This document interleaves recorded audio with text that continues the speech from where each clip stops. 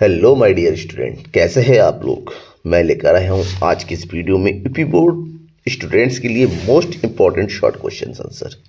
ऐसे question answer जो UP board के एग्जाम में लगातार पूछे जाते हैं और इस बार भी पूछे जाने की पूरी प्रोबेबिलिटी है। ठीक है ना। देखिए ऐसे क्वेश्चन हैं, ये क्वेश्चन 6 नंबर में आता है और उसके आंसर लगभग आपको 100 शब्दों में लिखना होता है। ठीक है, 100 शब्दों में देना होता है, तब जाके आपको 6 मार्क्स लिखते हैं। क्योंकि इसमें वेरी शॉर्ट आंसर 3 मार्क्स का होता है। इसके बाद वेरी शॉर्ट आंसर का भी वीडियो मैं आपको प्रोवाइड करूंगा, तो कौन कौन से इंपॉर्टेंट क्वेश्चन है जल्दी से उसको भी देख लेते हैं। तो लास्ट तक बने रहेगा, हर एक क्वेश्चन इंपॉर्टेंट है आपके लिए। ठीक है, तो पहला क्वेश्चन क्या है। पहला क्वेश्चन है व्यष्टि अर्थशास्त्र तथा समष्टि अर्थशास्त्र में अंतर स्पष्ट कीजिए। इस क्वेश्चन को आपने अच्छे से देखा हुआ, कई बार मैंने बताया हुआ है, समझाया हुआ है कि व्यष्टि अर्थशास्त्र समष्टि अर्थशास्त्र में अंतर। देखिए दोनों का अंतर को हमेशा टेबल में बताना है। तो अंतर की बात करें, क्या कहते हैं कि व्यष्टि अर्थशास्त्र व्यक्तिगत अर्थव्यवस्था के स्तर पर आर्थिक संबंधों अथवा आर्थिक समस्याओं का अध्ययन करता है, जबकि समष्टि अर्थशास्त्र संपूर्ण अर्थव्यवस्था के स्तर पर आर्थिक संबंधों व आर्थिक समस्याओं का अध्ययन करता है। पॉइंट नंबर 2, व्यष्टि अर्थशास्त्र मुख्यतः एक व्यक्तिगत फर्म अथवा उद्योग में उत्पादन व कीमत में निर्धारण से संबंधित है, जबकि समष्टि अर्थशास्त्र का संबंध संपूर्ण अर्थव्यवस्था में कुल उत्पादन तथा सामान्य कीमत स्तर के निर्धारण से है। व्यष्टि अर्थशास्त्र के मुख्य उपकरण मांग और पूर्ति है, जबकि समष्टि अर्थशास्त्र के मुख्य उपकरण समग्र मांग और समग्र पूर्ति है। ठीक है, व्यष्टि अर्थशास्त्र के अध्ययन की मान्यता है कि समष्टि स्तर पर वो स्थिर रहता है, जबकि व्यष्टि अर्थशास्त्र की मान्यता है कि वो व्यष्टि स्तर पर स्थिर रहता है। तो ये प्रमुख अंतर हो गया। नेक्स्ट क्वेश्चन जो है, लाभ अधिकतमीकरण को परिभाषित कीजिए, इसके होने की आवश्यक शर्तें बताइए। मतलब लाभ अधिकतम का मतलब होता है एक ऐसा स्तर जो उत्पादक जो है संतुलित भी होता है, क्योंकि उत्पादक तभी संतुलन में होता है जब उसको अधिकतम लाभ की प्राप्ति होती है। तो लाभ अधिकतमीकरण क्या है, एक फर्म या उत्पादक की वह स्थिति है जब फर्म को अधिकतम लाभ की प्राप्ति होती है, ये उसकी हानियाँ न्यूनतम हो जाती है। अर्थात एक ऐसी स्थिति जहाँ उत्पादक के कुल आगम और कुल लागत के मध्य अंतर सबसे अधिक होता है, उस स्थिति को लाभ अधिकतमीकरण कहा जाता है। इस प्रकार लाभ का मतलब क्या होता है, लाभ बराबर होता है कुल आगम माइनस कुल लागत। अगर हम इसके शर्तों की बात करें तो सीमांत आगम और सीमांत लागत बराबर होनी चाहिए। मतलब एक ऐसा पॉइंट होना चाहिए जहां पर एमआर और एमसी बराबर हो, और दूसरी बात एमसी वक्र एमआर वक्र को नीचे से काटता हुआ होना चाहिए। ठीक इस तरह से ग्राफ, ये है आपका एमसी और ये है एमआर, एक ऐसा बिंदु जहां पर एमआर इक्वल टू। अब इस पॉइंट में देखिए जहां पर काट रहा है ये पॉइंट ई, यहाँ पर एमसी और एमआर दोनों बराबर है और एमसी वक्र नीचे से की ऊपर की ओर चढ़ता हुआ है। तो इस बिंदु को हम जो है लाभ अधिकतमीकरण का पॉइंट कहेंगे। ठीक है, क्वेश्चन नंबर 3, एक पूर्ण प्रतिस्पर्धी बाजार की विशेषताओं का उल्लेख कीजिए। पूर्ण प्रतिस्पर्धी बाजार की प्रमुख विशेषताएं होती हैं कि इस बाजार में क्रेता और विक्रेताओं की संख्या बहुत अधिक होती है, बाजार में समरूप वस्तुओं का क्रय विक्रय होता है, बाजार की दशाओं का पूर्ण ज्ञान होता है, चाहे क्रेता हो चाहे विक्रेता हो। ठीक है ना। इस बाजार में वस्तु की कीमत का निर्धारण बाजार की दशाओं मांग और पूर्ति के द्वारा की जाती है, बाजार में प्रवेश और निकासी पूर्णतः स्वतंत्र होता है। इस बाजार में वस्तु का विक्रय लागत जो है वो पूरी तरीके से शून्य होता है। राइट, समझ में आ गया। नेक्स्ट क्वेश्चन नंबर 4, केंद्रीय बैंक को बैंकों का बैंक क्यों कहा जाता है। बैंकों का बैंक केंद्रीय बैंक का एक प्रमुख कार्य है। तो ऐसा क्यों है, क्योंकि केंद्रीय बैंक देश के सभी बैंकों का सर्वोच्च बैंक होता है। देखिए आंसर मैं जल्दी से पढ़ दे रहा हूँ ताकि आपको कंप्लीट एक्सप्लेनेशन नहीं है, आपको मैं आंसर बता रहा हूँ ताकि आप अच्छे से एग्जाम में लिख सकें। ठीक है ना। स्क्रीनशॉट लेके रखिए या जिस तरह से आप नोट करके रखिए, तभी एग्जाम में बहुत फ़ायदा मिलेगा। केंद्रीय बैंक देश के सभी बैंकों का सर्वोच्च बैंक होता है। इसका देश के अन्य बैंकों के साथ लगभग वैसा ही संबंध होता है जैसे कि एक व्यावसायिक बैंक का अपने ग्राहक के साथ होता है। बैंकों का बैंक होने के नाते केंद्रीय बैंक व्यावसायिक बैंकों को ऋण देता है तथा उनसे जमा स्वीकार करता है। केंद्रीय बैंक व्यावसायिक बैंकों के कुछ नकद कोष अपने पास अनिवार्य रूप से जमा रखता है। केंद्रीय बैंक कोषों का प्रयोग व्यावसायिक बैंक को उधार देने के लिए करते हैं। व्यावसायिक बैंकों को अल्पकाल के लिए दिए जाने वाले ऋणों पर केंद्रीय बैंक ब्याज लेते हैं। इस ब्याज की दर को रेपो रेट कहते हैं। केंद्रीय बैंक व्यावसायिक बैंक को उनके अतिरिक्त फंड्स अपने पास रखने की सुविधा भी प्रदान करते हैं। इस फंड्स का वो व्यावसायिक बैंक को ब्याज भी देता है, जिसे रिवर्स रेपो रेट कहते हैं। इस प्रकार केंद्रीय बैंक बैंकों का बैंक भी, यानी कि जिस तरह से व्यावसायिक बैंक जो है नॉर्मल जनता के पैसों को जमा करते हैं, उनको मांगने पर देते हैं, उनसे ब्याज लेते हैं, उनको ब्याज देते हैं, उसी तरह से केंद्रीय बैंक भी व्यावसायिक बैंक के जो जमा राशि को अपने पास जमा रखते हैं, रिवर्स रेपो रेट के रूप में उन्हें ब्याज देते हैं और उनके मांगने पर उन्हें ब्याज जो है ऋण भी देते हैं, जिसको रेपो रेट बोला जाता है। ठीक है, आगे बढ़ते हैं। क्वेश्चन नंबर 9, 5, 1929 की महामंदी का वर्णन कीजिए। आपसे ये क्वेश्चन पूछा जाता है, एक दो बार आ चुका है एग्जाम में। 1929 की महामंदी का वर्णन कीजिए। तो 1929 में महामंदी के जन्म लिया था तथा जो 1933 तक बनी हुई थी। इस महामंदी ने विश्व के विकसित देशों को चूर चूर मतलब उनकी अर्थव्यवस्था को खराब कर दिया था। इस महामंदी में उत्पादन था किंतु खरीदने वाले नहीं थे। वस्तु का उत्पादन चल रहा था लेकिन लोगों की इनकम इतनी कम हो गई थी। 1929 से 33 के दौरान संयुक्त राष्ट्र अमेरिका और यूरोपीय देशों के कुल उत्पादन और रोजगार के स्तर में भारी गिरावट आई। इसका प्रभाव दुनिया के अन्य देशों पर भी पड़ा। कई कारखाने बंद हो गए, श्रमिकों को नौकरी से निकाल दिया गया। बेरोजगारी दर 1929-1933 में 3 से बढ़कर 25% तक हो गई थी। 1929 से 33 के दौरान संयुक्त राष्ट्र अमेरिका में समग्र निर्गत के लगभग 33% में गिरावट आई थी। इन परिस्थितियों में केन्स की पुस्तक रोजगार, ब्याज एवं मुद्रा का सामान्य सिद्धांत 1936 से प्रकाशित हुई, जिससे समष्टि अर्थशास्त्र के विषय का उद्भव हुआ। उसके बाद अर्थव्यवस्था में जो मंदी की स्थिति को दूर किया गया। क्वेश्चन नंबर 6, आय के चक्रीय प्रवाह किसे कहते हैं?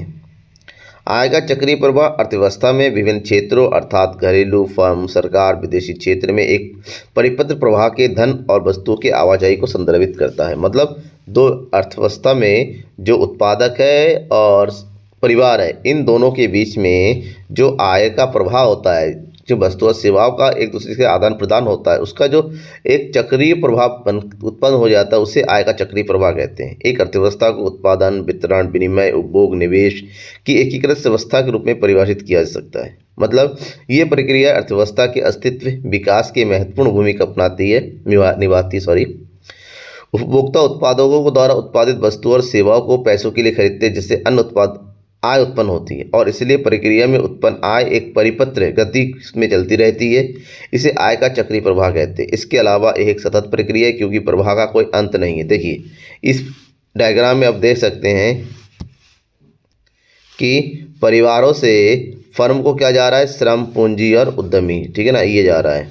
जबकि उसका प्रयोग करके व्यवसायिक फर्म क्या कर रहे हैं, वस्तु और सेवाओं का उत्पादन कर रहे हैं, ठीक है, वस्तु और सेवाओं का उत्पादन कर रहे हैं और बदले में परिवार वाले उपभोग व्यय चुकाते हैं और जब व्यवसाय आता है उसके बदले में वो ये मजदूरी लगाना और ब्याज का चुका। इस प्रकार से ये जो सर्किल ना चलता रहता है और इसी सर्किल जो है आय का चक्रीय प्रवाह कहा जाता है। क्वेश्चन नंबर 7, मांग को प्रभावित करने वाले कारक कौन कौन से हैं? तो मांग को प्रभावित करने वाले प्रमुख कारक है वस्तु की उपयोगिता। जिस वस्तु की उपयोगिता जितनी अधिक होती है उसकी मांग की लोच, ठीक है ना, उसकी मांग जो है उसी हिसाब से प्रभावित होती है, ठीक है ना। अधिक उपयोगिता वाली वस्तुओं की मांग अधिक होगी, कम उपयोगिता वाली वस्तुओं की मांग कम। आय स्तर, उपभोक्ता की आय जैसे जैसे बढ़ती चली जाती है उसकी मांग भी बढ़ती चली जाती है। वस्तु की कीमत सबसे ज़्यादा इंपॉर्टेंट है जो वस्तु की मांग को प्रभावित करता है। वस्तु की कीमत अधिक होने पर मांग कम हो जाती है, वस्तु की कीमत कम होने पर मांग बढ़ जाती है।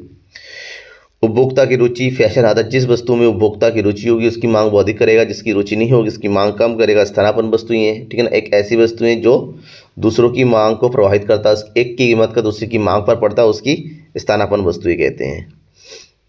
क्वेश्चन नंबर 8, एक फर्म की कुल स्थिर लागत, कुल परिवर्तनशील लागत और कुल लागत क्या है? तो कुल स्थिर लागत के इसके बारे में पढ़ लेते हैं। वह लागत जो एक उत्पादक को उत्पादन के स्थिर साधनों को खरीदने या भाड़े पर लेने के लिए खर्च करनी पड़ती है, कुल स्थिर लागत कहते हैं उसे, ठीक है। मतलब उत्पादन प्रक्रिया को, संपूर्ण उत्पादन प्रक्रिया को चलाने के लिए जो भी खर्च करना पड़ता है उन सब का टोटल, ठीक है ना, उन सभी जो कुछ भी स्थिर साधनों के लिए, जो कुछ भी आप स्थिर साधनों को खरीदने के लिए व्यय करेंगे उसे स्थिर साधन कहते हैं। स्थिर साधन मतलब जैसे मशीन हो गया, लैंड हो गया, ठीक है ना, जिसको आप जल्दी से परिवर्तित नहीं कर सकते। दूसरा है कुल परिवर्तनशील लागत, वह लागत जो एक उत्पादन के घटते बढ़ते साधनों, जिसको हम परिवर्तनशील साधन भी कहते हैं, कि प्रयोग के लिए खर्च करनी पड़ती है, उसे कुल परिवर्तनशील लागत के नाम से हम जानते हैं। जबकि कुल लागत, ये कुल स्थिर लागत और कुल परिवर्तनशील लागत का योग होती है, इन दोनों का टोटल जो है कुल लागत होता है। मतलब किसी वस्तु की एक निश्चित मात्रा का उत्पादन करने के लिए उत्पादक को जितनी कुल व्यय करने पड़ते हैं उनके योग को कुल लागत कहते हैं, राइट। क्वेश्चन नंबर 9, बाजार के भाव प्रचलित होने पर क्या होगा? अगर बाजार का भाव संतुलित लागत से अधिक होता है या संतुलित लागत से कम होता है तो क्या होगा? बाजार में संतुलन लागत से अधिक भाव प्रचलित होने पर क्या होता है? देखिए, बाजार में संतुलन लागत पर अधिक भाव प्रचलित होने पर वस्तुओं की कीमतों में वृद्धि हो जाएगी, जिससे उपभोक्ता इस वस्तु की मांग कम हो जाएगी, जिसके कारण वस्तुओं की बिक्री कम हो जाती है। अगर संतुलित लागत से अधिक भाव प्रचलित होता है, ऐसे में धीरे धीरे वस्तुओं के दाम बढ़ते हैं और वस्तुएं जब महंगी हो जाती हैं तो ना ऑटोमेटिक उपभोक्ता जो है उसको कम खरीदेगा। दूसरा, बाजार में संतुलित लागत से कम भाव प्रचलित होने पर बाजार में वस्तुओं की कीमतें घट जाती है और उपभोक्ता में वस्तुओं की मांग बढ़ जाती है। ठीक है ना, तो ये सेकंड पॉइंट हो गया। नेक्स्ट, बजट को परिभाषित कीजिए। बजट कितने प्रकार के होते हैं? बजट क्या है? बजट एक वित्तीय वर्ष में सरकार के अनुमानित आयों और व्ययों का विवरण होता है। बजट दो प्रकार के होते हैं बेसिकली, संतुलित बजट और असंतुलित बजट। संतुलित बजट वो बजट होता है जहाँ सरकार के अनुमानित आय और व्यय आपस में बराबर होते हैं। दैट मीन संतुलित बजट इज वेयर बजट आय इक्वल टू बजट व्यय। असंतुलित बजट वो बजट होता है जहाँ पर आय और व्यय दोनों बराबर नहीं होते हैं और ये दो प्रकार से हो सकता है। एक होता है अधिक बजट, दूसरा होता है घाटे का बजट। अधिक बजट वो बजट होता है जहाँ पर सरकार की आय सरकार के व्यय से अधिक होता है। That means budget I is greater than budget व्यय। घाटे का बजट वो बजट होता है जहाँ पर सरकार की आय व्यय से कम होते हैं, यहाँ पर व्यय अधिक होती हैं और आय कम होती है। That means budget I is smaller than budget व्यय। ठीक है, अब with diagram, with statement, with chart का यूज़ करेंगे, एग्जाम में अच्छे मार्क्स मिलेंगे। क्वेश्चन नंबर 11, भुगतान संतुलन को हल करने के लिए सरकार द्वारा क्या कदम उठाए गए हैं? भुगतान संतुलन का संबंध किसी देश के विश्व के साथ हुए सभी आर्थिक लेन देनों के लेखांकन के रिकॉर्ड से है। इसके अंतर्गत सभी प्रकार के दृश्य अदृश्य वस्तुओं के आयात निर्यात, एक पक्षीय अंतरण, सरकारी गैर सरकारी सौदे, विदेशी निवेश आदि शामिल किए जाते हैं।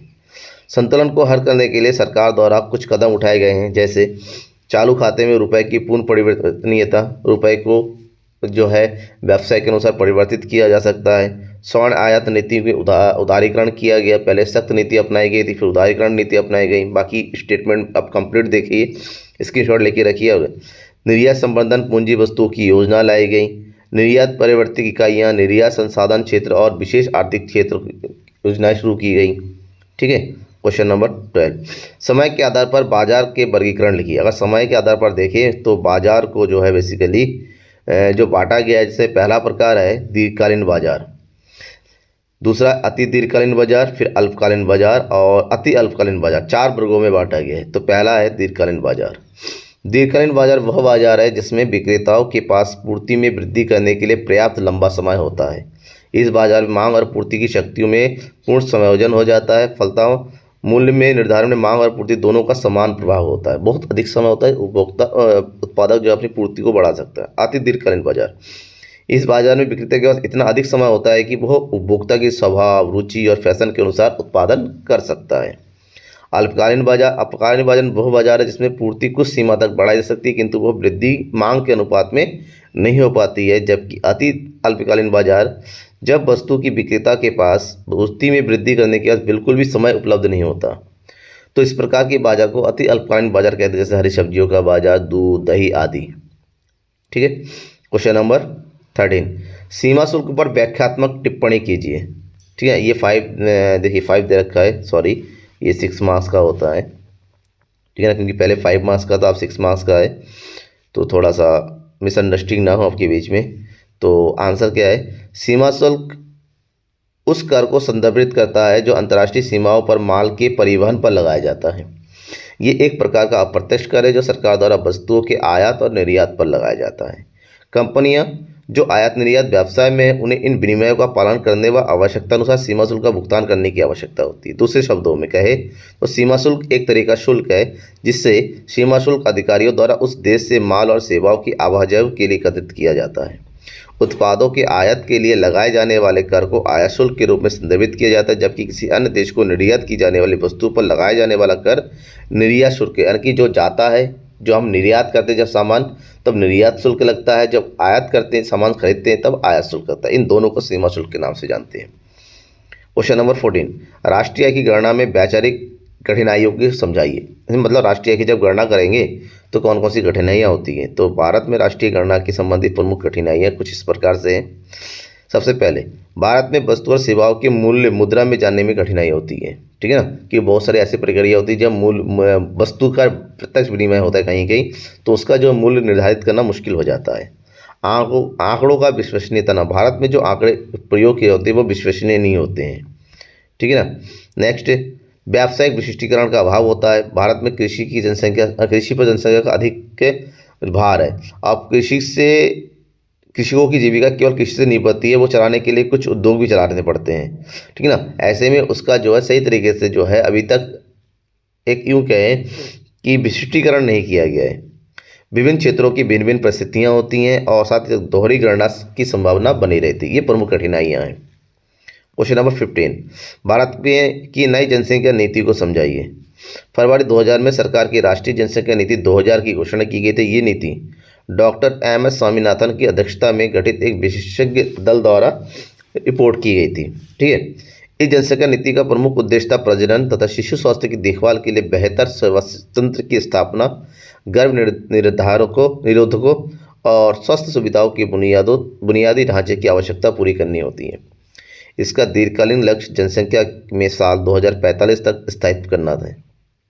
आबादी पर काबू पाने के लिहाज से देश में सन 1996 में काहिरा मॉडल लागू है, जिसके तहत आबादी को घटाने के लिए आम जनता पर किसी प्रकार का दबाव नहीं डाला जाता है, बल्कि शिक्षा के जरिए उन्हें छोटे परिवार के प्रति एहसास जगाया जाता है। पूरी दुनिया में अभी यही फार्मूला लागू है और भारत में भी। क्वेश्चन नंबर 16, भारतीय रिजर्व बैंक के कार्यों को लिखिए। पहला कार्य है नोटों का निर्गमन करना। भारत की केंद्रीय बैंक देश के लिए जितनी भी नोटों का निर्गमन करती हैं, ठीक है, जिसमें 2 रुपये, 5 रुपये, 10 रुपये, 20 रुपये, 100 रुपये, 500 और ये 2000 गलत लिखा हुआ है, इसमें 1000 गलत लिखा, 2000 वाले नोट, ठीक है। नेक्स्ट है साख का विनिमय का नियमन करना। देश में मुद्रा पूर्ति और की को जो है नियंत्रित करना है। सरकार के बैंकर के रूप में कार्य करना, बैंकों के बैंकर के रूप में कार्य करना, बैंकिंग व्यवस्था का नियमन और नियंत्रण करना, ये सब केंद्रीय बैंक के प्रमुख कार्य है, ठीक है। क्वेश्चन नंबर 17, इंटरनेट पर टिप्पणी लिखिए। वैसे ये क्वेश्चन 1-2 बार आ चुका है, ठीक है, इसलिए मैंने आपको यहाँ पर प्रोवाइड कराया है। तो इंटरनेट आईटी के क्षेत्र में क्रांति लाने वाला विश्व का सबसे बलशाली और सबसे बड़ा नेटवर्क है। इसे संक्षिप्त में नेट भी कहा जाता है, क्योंकि इंटरनेट एक दूसरे से बहुत सारे कंप्यूटरों का जाल है जो उपग्रहों, केबल तंतु प्रणालियों, LAN, VAN प्रणालियों तथा टेलीफोनों के जरिए संपूर्ण विश्व के करोड़ों कंप्यूटर्स और उनके उप नेटवर्क को आपस में क्या करता है, जोड़ता है। दूसरे शब्दों में कहें तो संसाधनों को साझा करने अथवा सूचनाओं का आदान प्रदान करने के लिए TCP और IP, ठीक है, इंटरनेट प्रोटोकॉल जिसको बोलते हैं, के द्वारा 2 या कई कंप्यूटरों को एक साथ जोड़कर अंतर संबंध स्थापित करने की प्रक्रिया को इंटरनेट कहते हैं। इनके बीच की साझ करने के लिए प्रक्रिया को कंप्यूटर नेटवर्क कहा जाता है। कंप्यूटर नेटवर्क के अनेक रूप है, जिसमें कुछ प्रमुख LAN, इंटरनेट और इंटरनेट, ठीक है। क्वेश्चन नंबर 18, पूर्ति लोच को परिभाषित कीजिए। इसके मापने की विधियाँ बताइए। किसी वस्तु की कीमत में होने वाले प्रतिशत परिवर्तन के कारण उसकी पूर्ति में की मात्रा में होने वाले परिवर्तन के अनुपात के संबंध को पूर्ति की लोच कहा जाता है। पूर्ति की लोच को मापने की 2 प्रमुख विधियां हैं। एक रेखागणितीय विधि। इस रीति का प्रयोग पूर्ति की लोच को मापने के लिए निम्न सूत्रों द्वारा प्रयोग किया जाता है। पूर्ति की लोच x खंड का 36 खंड अपॉन दी गई कीमत पर पूर्ति की मात्रा। जबकि दूसरी विधि है प्रतिशत विधि। इस विधि द्वारा पूर्ति की लोच की गणना करने के लिए सूत्र का प्रयोग किया जाता है कि पूर्ति की लोच बराबर पूर्ति की मात्रा में प्रतिशत परिवर्तन अपॉन कीमत में प्रतिशत परिवर्तन। 19, मांग वक्र नीचे क्यों गिरता है। मांग वक्र का ढाल बाएं से दाएं नीचे की ओर गिरता हुआ होता है, क्योंकि वस्तु की कीमत और मांग की मात्रा के बीच विपरीत संबंध होता है। इसके प्रमुख कारण है सीमांत उपयोगिता ह्रास नियम का लागू होना, उपभोक्ता की आय का प्रभाव होना, वस्तु की प्रतिस्थापन प्रभाव का पाया जाना, वस्तु की मूल्य में कमी होने पर क्रेताओं की संख्या में वृद्धि होना, और लास्ट है वस्तु की विभिन्न उपयोगों का होना। इन सब के कारण वस्तु की मांग वक्र, वस्तु की मांग में विपरीत और कीमत में विपरीत संबंध होता है। मांग वक्र नीचे गिरता हुआ होता है, ठीक है ना, लाइक दिस, ऐसा होता है, ठीक है ना। नेक्स्ट क्वेश्चन नंबर 20, सीमांत और औसत लागत में क्या संबंध है। सीमांत लागत और औसत लागत के संबंधों की बात करें, सबसे पहला पॉइंट है औसत लागत और सीमांत लागत दोनों की गणना कुल लागत से की जाती है। जैसे कि यहाँ पर आप फार्मूला देख सकते हैं, ये दोनों की गणना जो है किससे होती है, कुल लागत से होती है। और दूसरी बात, जब औसत लागत गिरती है तो MC इससे कम रहती है, ठीक है, और जब AC बढ़ती है तो सीमांत लागत भी बढ़ती हुई होती है। जब औसत लागत स्थिर रहती है तब सीमांत लागत उसकी बराबर होती है। लाइक दिस, देखिए आप ग्राफ के साथ समझिए। ये है आपका MC वक्र और ये है AC वक्र, ठीक है। जब AC जो है कम होती है तब MC भी उससे एमसी भी कम होती है। जब एसी बढ़ती है तो एमसी उससे तेज़ी से बढ़ती है। ठीक है। क्वेश्चन नंबर 20 पर बाजार मूल्य और सामान्य मूल्य में परस्पर संबंधों को स्पष्ट कीजिए। बाजार मूल्य अति अल्पकाल में निर्धारित होने वाला मूल्य बाजार मूल्य कहलाता है। इसमें उतार चढ़ाव आता रहता है। सामान्य मूल्य किसी वस्तु का वह मूल्य है जो दीर्घकाल में पाया जाता है। ठीक है ना। कहा जाता है कि सामान्य मूल्य वह मूल्य है जिसके चारों ओर बाजार मूल्य चक्कर लगाता है। ये सत्य है कि बाजार मूल्य सदा सामान्य मूल्य के और चारों ओर चक्कर लगाता है। बाजार मूल्य की प्रवृत्ति हमेशा सामान्य मूल्य के बराबर होने की होती है। ठीक है ना। इसको समझिए कि ये जो है हमारा सामान्य मूल्य है और ये जो है बाजार मूल्य है। बाजार मूल्य हमेशा सामान्य मूल्य के ऊपर नीचे, मान लो तय हो गया 10 रुपये किसी वस्तु की कीमत, तो बाजार मूल्य जो है 9 रुपये हो सकता है, 11 रुपये हो सकता है, 9.5 रुपये हो सकता है, 10.5 रुपये हो सकता है। तो इस तरह से ऊपर नीचे ये चक्कर काटता है, उसके आसपास ही रहता है। ठीक है। ये देखिए यहाँ पर जैसे मैंने अभी ग्राफ बना के बताया था आपको। नेक्स्ट है मांग की कीमत लोच से आप क्या समझते हैं, कितने प्रकार की होती है। मांग की कीमत लोच, अभी मैंने पूर्ति कीमत लोच, दोनों का सेम ही है। वस्तु की कीमत में प्रतिशत परिवर्तन के कारण वस्तु की मांग की मात्रा में होने वाले अनुपातिक संबंध को कीमत लोच कहा जाता है। मांग की कीमत लोच। और मांग की कीमत लोच के 5 प्रकार होते हैं। सापेक्ष लोचदार मांग, सापेक्ष बेलोचदार मांग, इकाई लोचदार मांग और पूर्णतः लोचदार मांग तथा पूर्णतः बेलोचदार मांग। बाकी इसके बारे में डिटेल आप खुद देखिए, यहाँ पर नोट करके रखिए, कोई डाउट है तो पूछिए। समझ में आ गया। क्वेश्चन नंबर 23, मुद्रा के प्रमुख दोषों को बताइए। मुद्रा के दोष कौन कौन से हैं। तो मुद्रा के अगर दोषों की बात करें, मुद्रा में समाज में उधार लेने की प्रवृत्ति बढ़ती है। उद्योगपतियों में अति उत्पादन और अति पूंजीयन की भावना बढ़ती है, जिससे अर्थव्यवस्था की स्थिरता अस्त व्यस्त हो जाती है। मुद्रा की विनिमय शक्ति में परिवर्तन होने से समाज के आर्थिक संतुलन में भी परिवर्तित होता है। संपत्ति के वितरण में असमानता आती है, जिससे समाज में अमीर और गरीब के बीच दूरी बढ़ती है। समाज का नैतिक पतन होता है, चोरी डकैती भ्रष्टाचार आदि का जन्म होता है। क्वेश्चन नंबर 24, व्यापार संतुलन और भुगतान संतुलन को परिभाषित कीजिए। व्यापार संतुलन क्या है। एक देश दूसरे देश के साथ दृश्य वस्तुओं के आयात निर्यात के अंतर को व्यापार संतुलन कहते हैं।